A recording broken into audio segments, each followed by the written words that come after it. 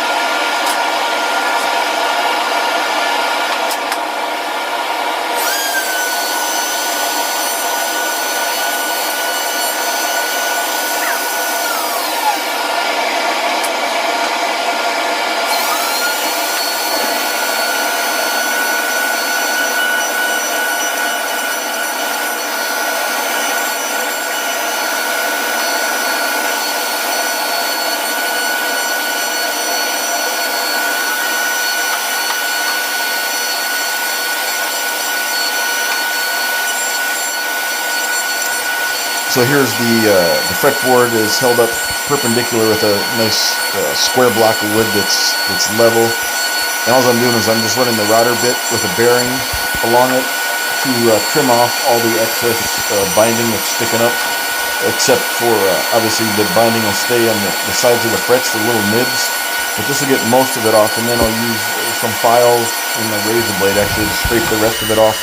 So that way, this gives it that clean look, so when it's done, you don't see the ends of the frets, you actually see the binding nibs that are covering it up. And it also keeps that fret sprout from sticking out on the end that your hand rubs up against, so there'll be binding there, so you don't have to worry about the metal frets hitting your hand if the guitar dries out or anything like that.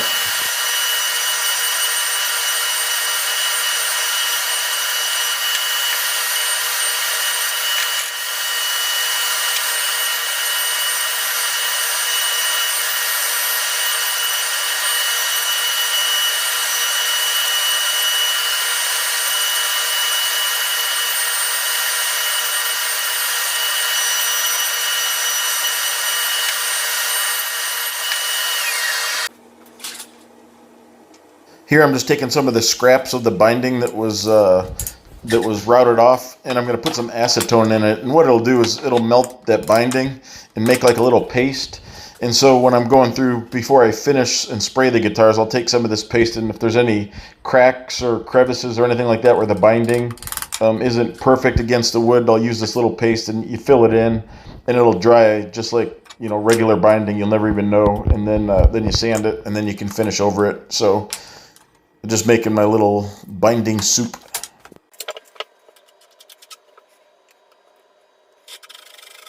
This is just filing and using a razor to chip away or to file away or scrape away the rest of the binding.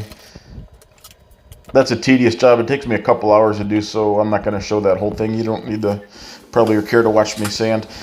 Now what I'm going to do is I'm going to set up these necks to drill the top hole for the truss rod channel where the nut goes and the adjustment rod goes on a Gibson.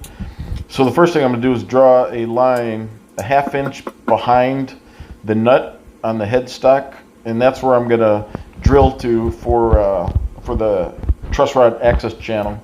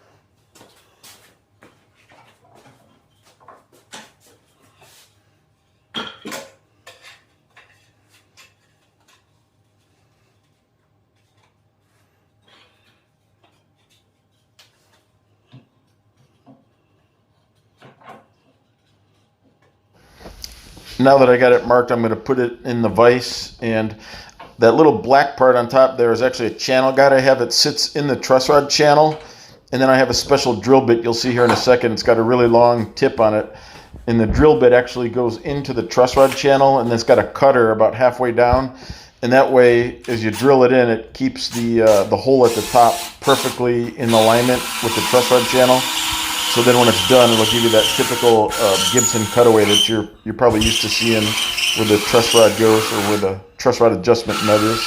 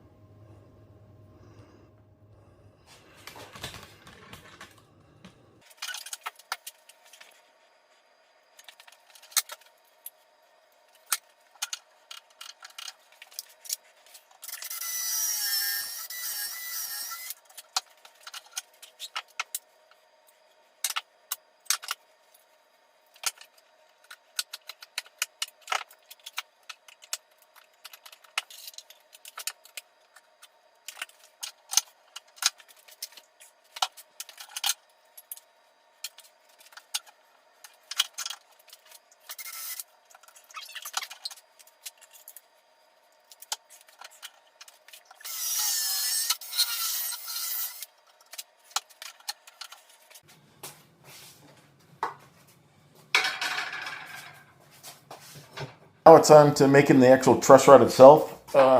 First is basically taking a piece of 3/16 rod, and this is how Gibson made them way back in the day. It wasn't anything very technical, but it works really well, and it's probably the smallest, least invasive truss rod you'll find in any guitar, because most modern guitars have two-way truss rods with multiple bolts and rods and everything. This is probably about as simple as it gets, but it works great, so Gibson uses it still to this day. So you measure 18.5 inches, and then I'm going to cut this rod at 18.5 inches.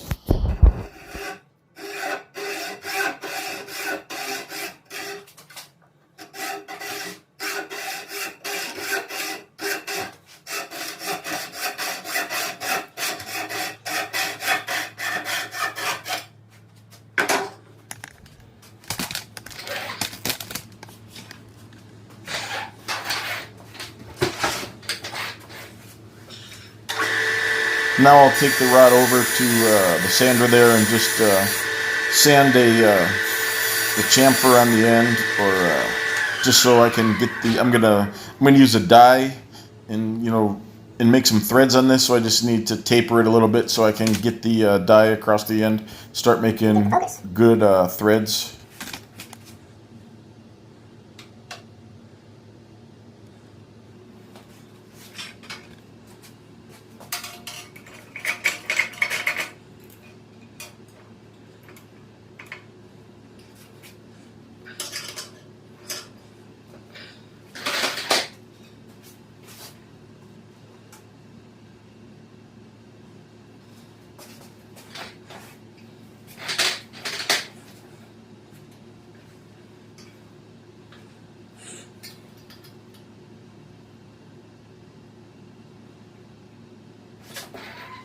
Here I'm just putting a little bit of cutting oil on the rod, and then slowly twisting the die down onto the rod to cut the threads. So it's a 3/16 rod with 1032 threads on it.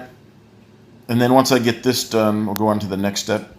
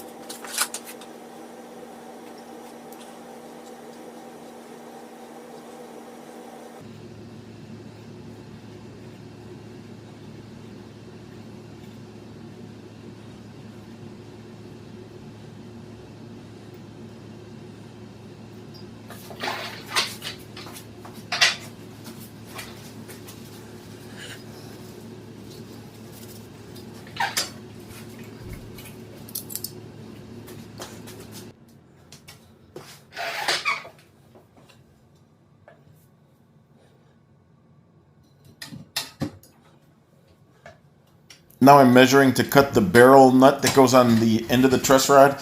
And so this is a 3/8 rod, so it's twice as big as the actual truss rod itself. And this is what anchors down into the heel of the guitar there and keeps the truss rod in place at the bridge end of the guitar.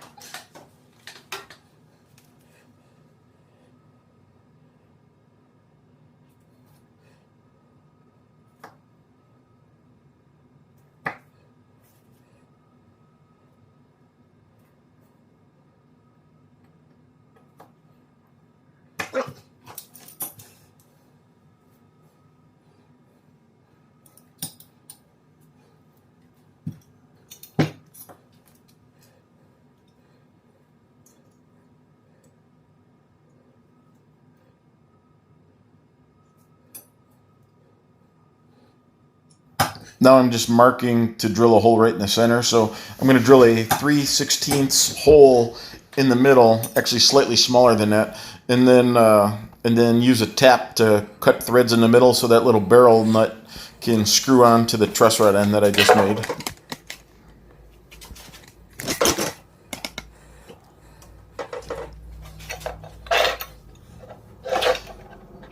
And unfortunately here, I think my arm is going to block the drill press drilling out the hole. But this first one, unfortunately, the barrel nut twisted in the vise there when I was cutting it, and so it went sideways, and so I ended up having to throw it away. So then I went back, cut another one. So I stopped the recording for a second, went back, cut another one, and then came back and drilled that one so it was straight.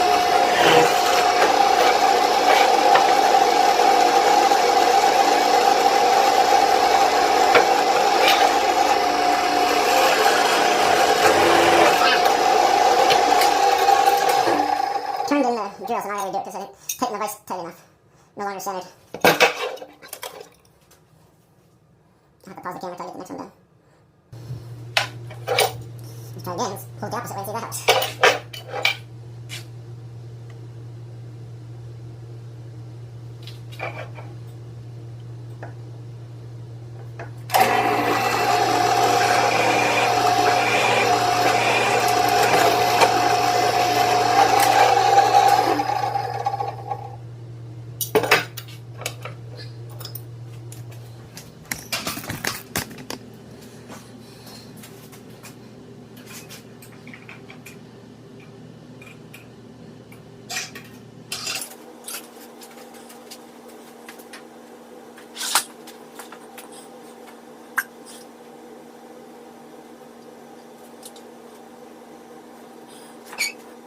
Now I'm just tapping that barrel nut with the thread so that it'll screw onto the end of the truss rod, onto the end of the threads on that rod, the previous rod that I just made.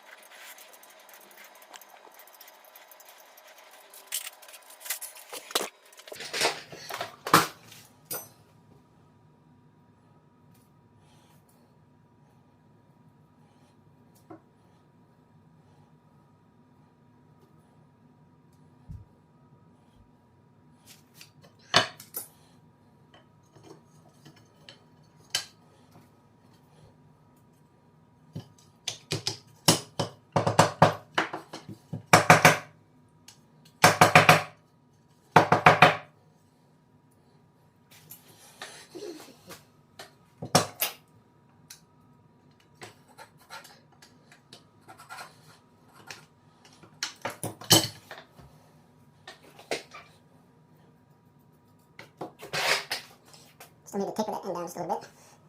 That one looks good. Need to do that side now.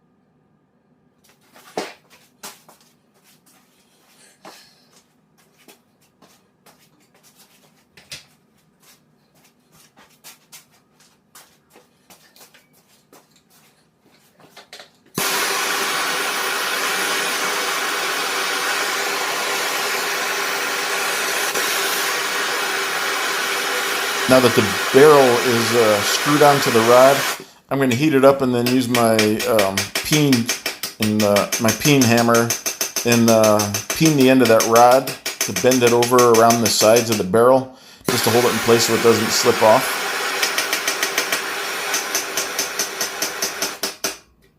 And this is what keeps the barrel from coming separate from the rod when it's in the truss rod channel. Although there's also, the fretboard will be on top of it, and then there's going to be a maple cap that's kind of against the end that'll keep it from moving. But peening it onto the truss rod itself just is one more way to make sure it doesn't come loose or come apart inside the guitar.